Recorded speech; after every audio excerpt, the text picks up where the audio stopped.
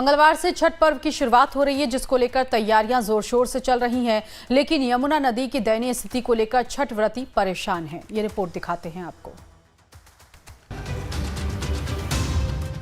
दिल्ली के आईटीओ की यही वो यमुना नदी है जहां 4 दिन बाद लोग छठ पूजा करने घाटों पर आएंगे।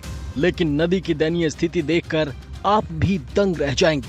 यमुना का पानी काला हो चुका है और इसमें दूर से ही दुर्गंध आ रहा है।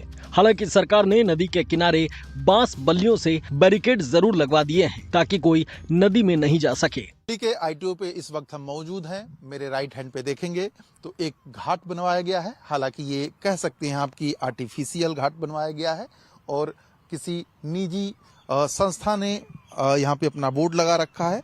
और जाहिर तौर पे इसमें जब देखेंगे तो पानी आपको साफ सुथरा नजर आएगा। जाहिर तौर पे ये माना जा सकता है कि इस पानी में पूजा करने पे जो लोग हैं उनको समस्या नहीं आएगी। लेकिन अब राइट के बाद जब लेफ्ट में आप नजरें दौड़ाएंगे तो यमुना का ये किनारा है। यमुना के इस पानी को देख के आप समझ सकते हैं कि नदी की हालत क्या है। और पानी हो और काला हो, वो भी इतना ज्यादा, इसका मतलब सीधा बनता है कि समस्या छोटी नहीं बल्कि बहुत बड़ी है। छठ की पूजा प्रकृति की पूजा के रूप में मनाई जाती है। ऐसे में यमुना नदी की हालत बताने के लिए काफी है कि सरकार हो या आम लोग, वो प्रकृति को बचाने में कितनी सक्रिय भूमिका निभा रहे हैं। यमुना नदी की ये हालत देखकर कुछ निजी समितियों ने खुद का एक आर्टिफिशियल घाट बनाया है। लेकिन सवाल ये उठता है कि लाखों की भीड़ के आगे इन समितियों की व्यवस्था कितनी काफी होगी। पूजा के लिए नहीं, हमारी तो ऐतिहासिक धरोहर है यमुना। और आज इस तरीके से हम सरस्वती को किताबों में देख रहे हैं और जो परिस्थितियां यमुना जी की बनती जा रही है, तो कहीं ऐसा न हो हमारे आने वाली पीढ़ियां भी इसको किताबों में ही पढ़ पाए। सरकार की खामियां हैं। अगर सरकार चाहे तो इन जितने नाले के पानी गिर रहे हैं ट्रीटमेंट प्लांट बनाकर और पानी साफ हो निकले वो यमुना जी में छोड़ा जाए। समिति प्रयासरत रहती है इस काम को कराने के लिए सरकार से। अब ये नाकामी सरकार की हो जाती है कि जो इसको पूरा नहीं कर पाते।